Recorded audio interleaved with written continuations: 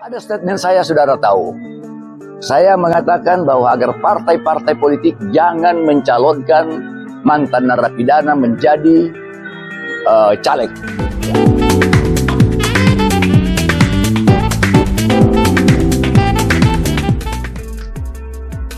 Ketua Dewan Penasehat Kongres Advokat Indonesia, HM Rusdi Taher, SH, MH, memperoleh informasi bahwa seorang mantan gubernur Sultra berinisial NA yang saat ini menjadi penghuni LP Sukamiskin karena melakukan TPK dan dihukum selama 12 tahun, bersama istrinya HTN, yang saat ini menjabat sebagai anggota DPR RI kedapatan sering menemui para kepala desa dari Sultra yang ia undang ke rumahnya di Patra Jasa Kuningan, Jakarta Selatan. Diduga dalam pertemuan tersebut guna membagikan sejumlah uang yang cukup besar yang menurut informasi dimaksudkan agar para kepala desa itu mendukung istrinya untuk maju sebagai calon gubernur Sultra pada Pilgub yang akan datang. Rusdi mengatakan, jika dikaji dari aspek hukum, bagaimana bisa seorang narapidana dengan bebas keluar masuk dari LP Sukamiskin ke Jakarta, yang menurut informasi hampir setiap weekend ke Jakarta dan mengundang serta mengumpulkan para kepala desa di tempat yang diduga rumah pribadinya tersebut. Melihat fenomena bahwa tahun ini adalah tahun politik, ya, sebagai tahun politik adalah tahun di mana banyak manuver-manuver politik, ya, bahkan diduga beberapa orang tokoh, ya, diduga beberapa tokoh yang akan ikut dalam kontestasi politik pada saat ini, seperti mau jadi calon legislatif, atau mau jadi calon gubernur, calon kepala daerah, calon bupati, calon wali kota. Malah sudah mengadakan bagi politisi-politisi seperti itu yang menurut saya yang justru meracuni negeri ini, ya, bahkan kalau mau dikatakan politisi-politisi yang tidak bermoral, ya, telah melakukan kegiatan politik uang, ya, atau money politik. Baru-baru ini saya baru pulang dari Kendari, Sulawesi Tenggara, karena saya adalah mantan anggota DPR RI 3 periode. Ya, saya mantan anggota MPR RI 3 periode, DPR RI 2 periode, di mana saya pernah duduk sebagai wakil ketua Komisi 3 DPR RI. Saya mendapat informasi pada waktu saya di sana, itu tamu saya hampir tiap menit, jam 2 malam baru kita bisa tidur, ya, memberikan informasi bahwa pada saat sekarang ini seorang tokoh di sana, mantan gubernur Sulawesi Tenggara yang sekarang ini masih menghuni di lapas Sukamiskin, bersama-sama istrinya yang juga adalah saat ini adalah anggota DPR RI, inisial HTN, ya. Pada sekitar bulan Februari, malah tepatnya karena diceritakan oleh adik saya sendiri, adik ipar saya hadir pada pertemuan itu. Tanggal 3 Februari, baru-baru ya, 2023, saudara NA entah bagaimana caranya telah mengundang dan mengumpulkan para kepala desa yang berasal dari Sulawesi Tenggara, ya. Dan itu bertahap, katanya, ya. Ini perlu dibuktikan, ya. Ya, dia kumpulkan ke para kepala desa, dia undang para kepala desa bertempat di rumah mewahnya di Kuningan, di Patra Kuningan, ya, di Patra Kuningan, yang menurut orang harga rumah itu ratusan miliar, ya. Jadi besar sekali dia kumpulkan kepala desa itu di situ puluhan orang, ya.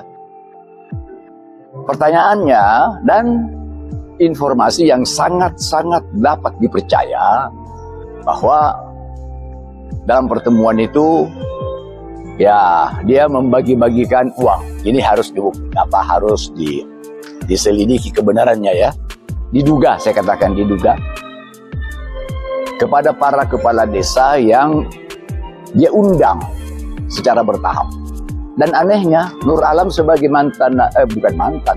sebagai narapidana yang mendekam di penjara Sukamiskin bisa dengan begitu bebas keluar dari LP Sukamiskin, kemudian datang ke rumahnya, ya, informasi dia menggunakan mobil berplat DPR RI, ya tentu mobil istrinya ya.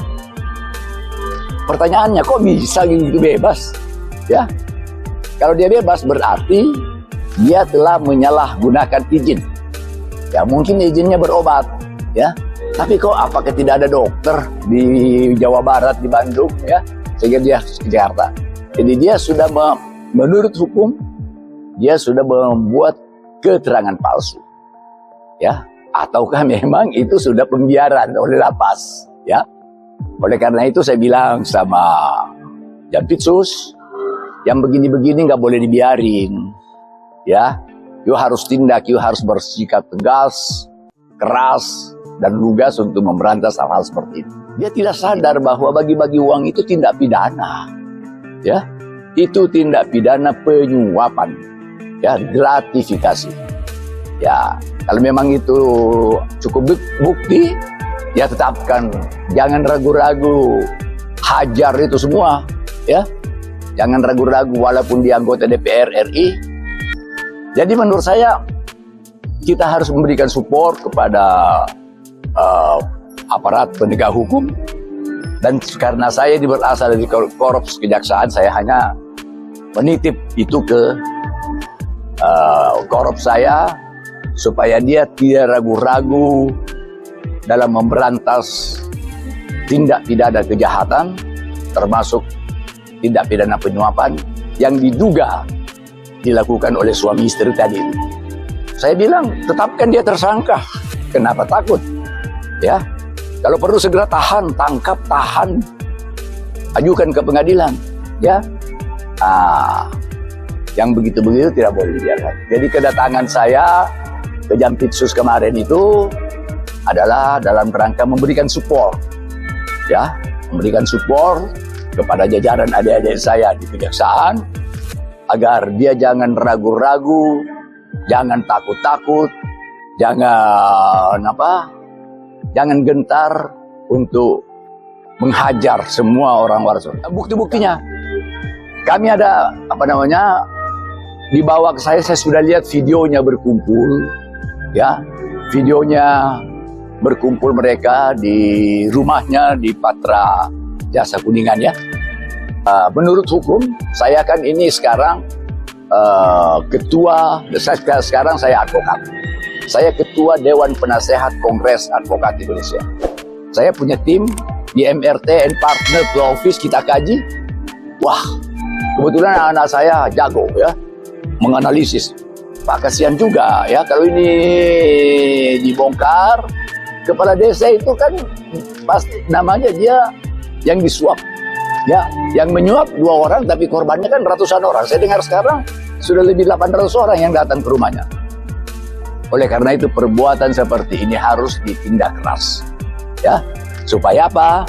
Supaya hal-hal seperti ini jangan terjadi lagi pada masa-masa yang akan datang.